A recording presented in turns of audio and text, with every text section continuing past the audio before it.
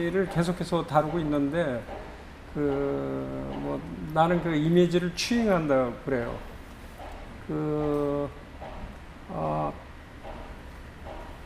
우리가 흔히 뭐 많은 이미지 홍수 속에 사는데 그 이미지들을 하나하나 이게 씹는다 그럴까?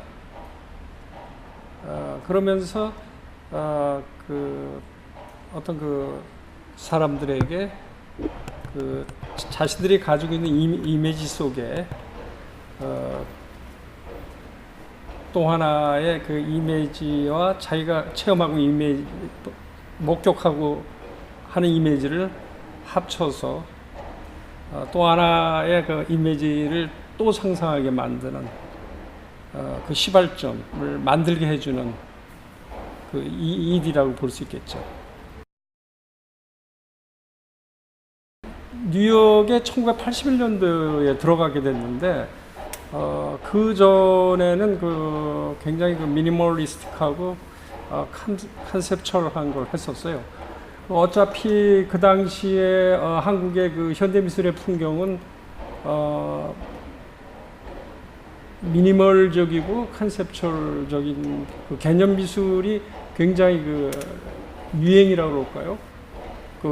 우리 동세대 사람들에겐 굉장히 어떤 동경의 대상이 될 정도로 교육 자체도 그랬었고, 그래서 미니멀적인 영향권 안에 있어서 무엇인가 덧붙여서 그린다라는 거가 굉장히 금기사항이었었죠. 그래서 뭐 미국 가갖고 뉴욕 가갖고 모든 걸 다시 시작했었어요. 그때 미국에는 저먼 익스프레시즘이 상당하게 힘을 갖고 있었고, 모든 작가들이 무엇인가 또 그려 넣지 않으면 안 되는 것처럼, 뭐 이를테면 그 전과 후가 엄청난 천지개벽처럼 다르기 시작했어요. 그래서 나도 무엇인가 뉴욕에서 적응해 들어가려고 그러면 뭔가 내가 달라지지 않으면 안 되었었어요. 그래서 다시 회화가 무엇인가, 그러니까 페인팅이 무엇인가를 다시 제가 질문하기 시작했죠.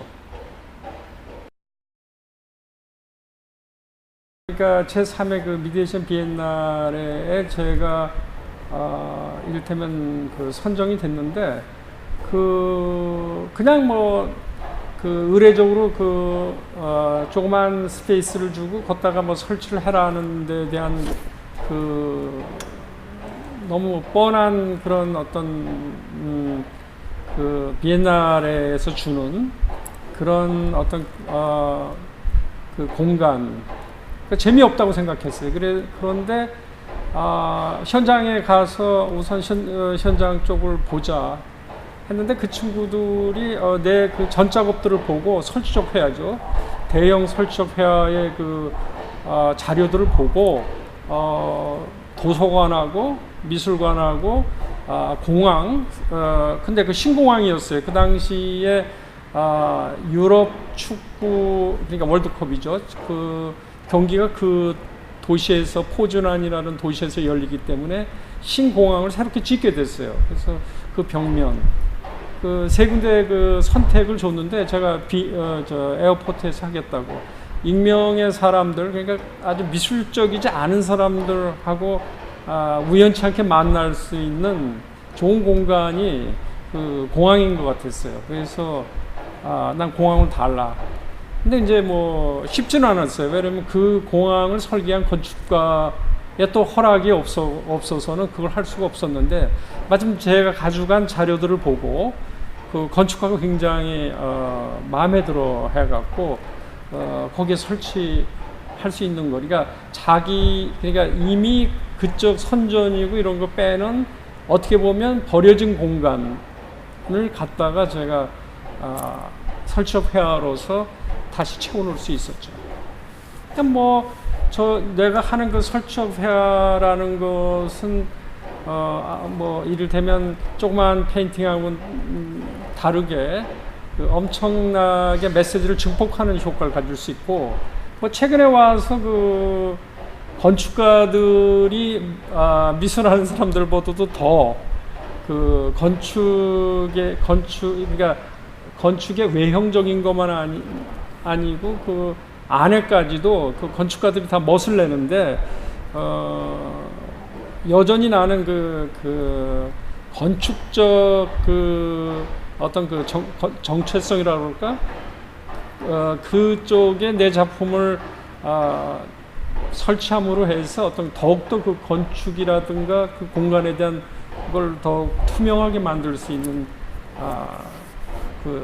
이 설치를 할 수 있었죠. 그게 뭐 그들에게는 그게 특별한 아이디어처럼 보일 수 있었고, 아무래도 뭐 이미 뭐 건축가들은 그 설계도를 뭐 일단 어떤 덩어리가 만들어지면 다 그 서랍 속으로 집어넣는데, 오히려 나는 그 건축가들이 버렸던 그 도면을 다시 먼지 털어가면서 다시 더 나의 그 어떤 상상이라 그럴까, 또는 그들이 놓칠 법한 그 또 하나의 그 건축에서의 놓칠 법한 다른 틈새, 그거를 내 작품으로서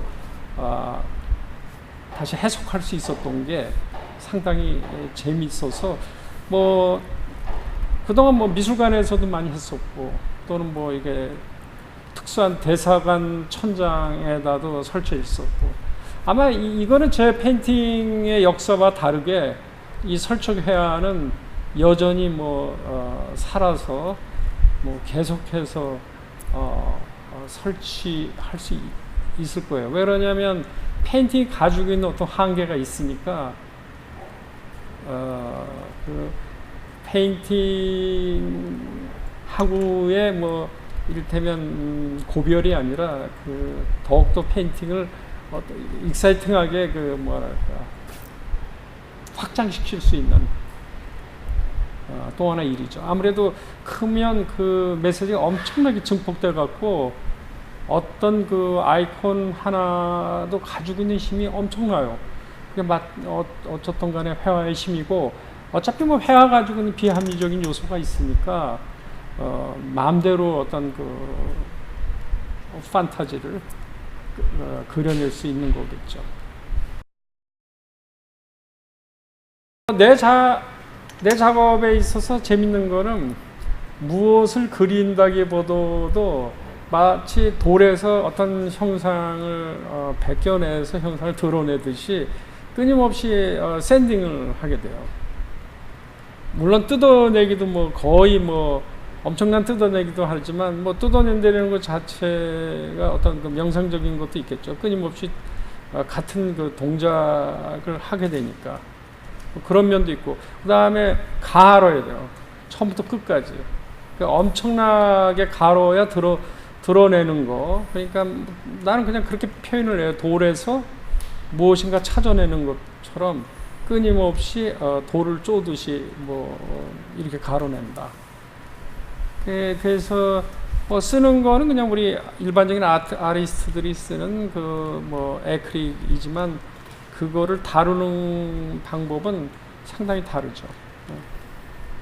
서양에서 이런 그러니까 어떻게 보면 뭐 라인이라든가 이런 것이 너무 선명해 갖고 재밌는 건 나는 HD 페인팅이다. 그러니까 너무나 선명하고 날카롭고 확실하면 오히려 그게 더 디지 현상, 우리에게 현실적으로 느껴지죠. 그 굉장히 리얼리티, 그러니까 굉장히 사실적으로 접근하다 보고, 그게 초사실적이면 오히려 역으로 굉장히 그 뭔가 초현실적인 그런 감을 나타내서, 이를테면 뭐 아날로그와 디지털 쪽의 어떤 그 충돌, 그 비트윈에서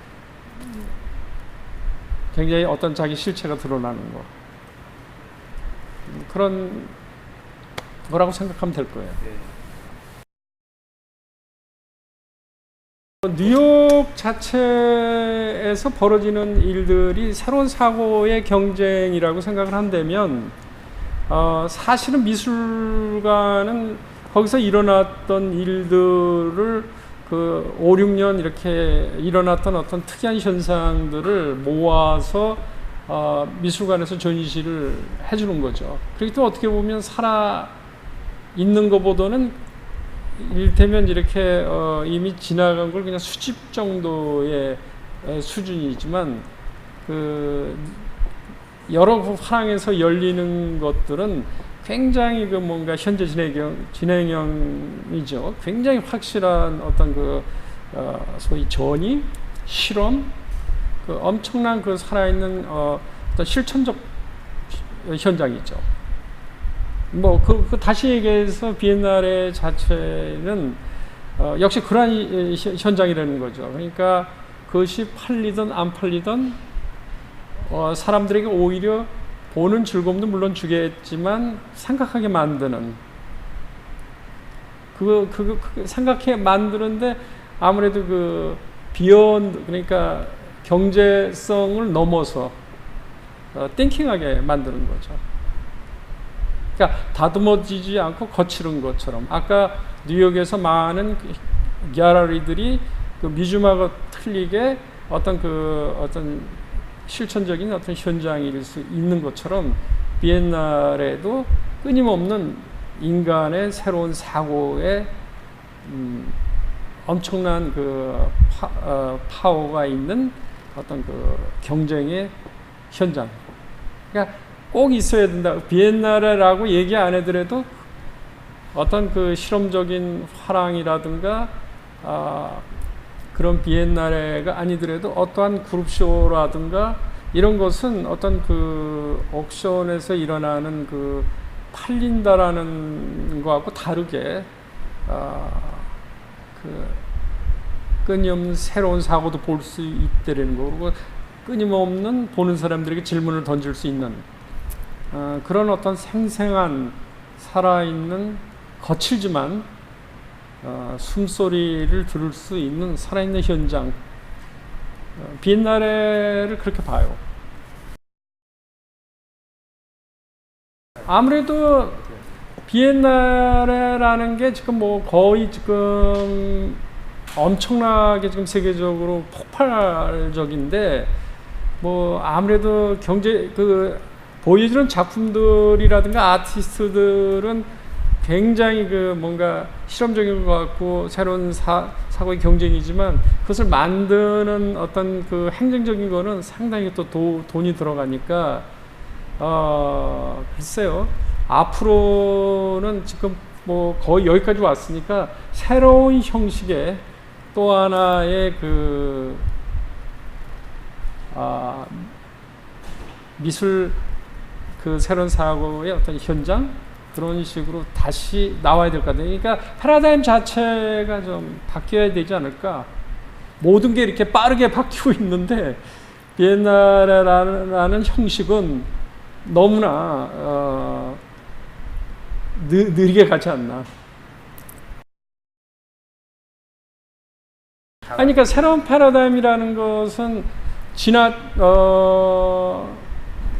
내가 10년 전에 위트니 비엔날레에 관람할 수 있었는데 재밌는 거는 페인팅이 4작품 정도가 나온 것 같아요. 3-4작품. 근데 그게 엄청나게 신선하더라고요. 그러니까 어차피 그러니까 많으면 많을수록 없는 게 더 귀하듯이 아까 지금도 말씀드렸지만 그 패러다임 자체가 바뀌면 어떤 그러니까 작품을 선택하고 선정하는 것도 달라질 수 있다라는 거죠. 그러니까 끊임없이 미술 세계, 특히 메인스트림에서 돌아가는 일이라는 것은 굉장히 빠르게 3-4년마다 또는 2년마다 빠르게 바꿔가잖아요. 그러니까 새로운 패러다임이 있게 되고 그러면 새로운 선각자들이나 선구자적인 자들이 뭔가 새로운 또 띠을 갖고 만들면 되는 거죠. 그러니까 여지껏 보여지는 많은 그런 비엔날레의 어떤 또 하나의 미술 형식이라는 것은 형식으로서 또 굳혀진 거죠. 그러니까 또 하나의 새롭게 나올 수 있는 거. 이를테면 19세기 미술도 소개하면서 그 띠을 갖고 이를테면 지나간 세기에 아주 소위 메인스트림에 있지 않고 변두리에 있던 사람들이 뽑혀질 수도 있는 거고, 그것은 굉장히 어떤 큐레이터, 그러니까 선정자의 아이디어에 따라서 얼마든지 새롭게 변신할 수 있다고 생각하는 거죠. 그게 바로 비엔날레를 떠나서 현대 미술의 정신이 아닌가 그렇게 생각해요. 아니, 위트니 비엔날 자체가 미국적이라고 그러지만 어떻게 보면 미국적인 게 굉장히 진보적이기 때문에 결국은 이를테면 문명화된 자들 중에서 어떤 의식이 머물러 있지 않고 끊임없이 뭔가 다른 식으로 세계를 보려고 하는 자들에게는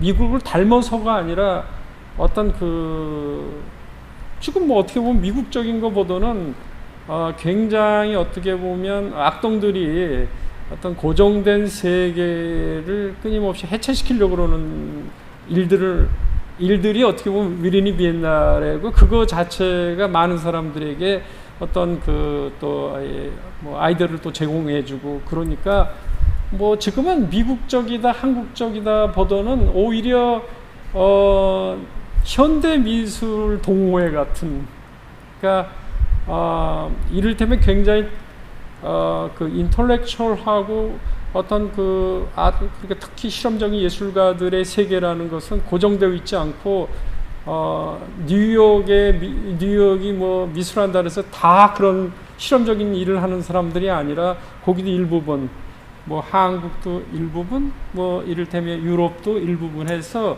그거 자체가 소외된 어떻게 보면 지식인들의 어떤 현대 미술 하는 사람들의 어떤 동호회 같은 성격이라고 보면 틀림없을 거예요. 왜냐하면 미술이 가지고 있는 어떤 우리 세계에서, 그러니까 환경적 제반 요소에서 미술이 가지고 있는 부분이 아주 이를테면 1%, 0. 몇 %밖에 안 되니까 그만치 엄청난 정보고, 그 다음에 봐야 될 게 많고 참여해야 될 게 많으니까 어떻게 보면 인문학적인 어떤 미술이 가지고 있는 폭이 굉장히 좁다고 보죠. 그러니까 점점 더욱더 가까이 다가가려고 그러는데 오히려 더욱더 관객들을 불청객으로 만들고 있다는 거죠. 그러니까 아무리 스토리텔링화 되더라도 여전히 그것이 미술이라고 할 적에, 역시 사람들의 현대 미술이라고 할 적에 보는 사람들하고의 거리는 여전히 멀어지고, 내가 인터뷰에서 그런 얘기 한 적이 있거든요. 매혹도 훌륭한 메시지가 될 수 있다. 왜 그러냐면 관람객들이 작품 앞에 머무르고 있는 시간을 세보면 10초도 못 되니까. 그러니까 어떻게 하면 관객들의 시선을 이 작품에 10초 더 머무르게 하는 것도 이를테면 지금 아리스트가 가지고 있는 고민이고 관건인 거라고 생각해요.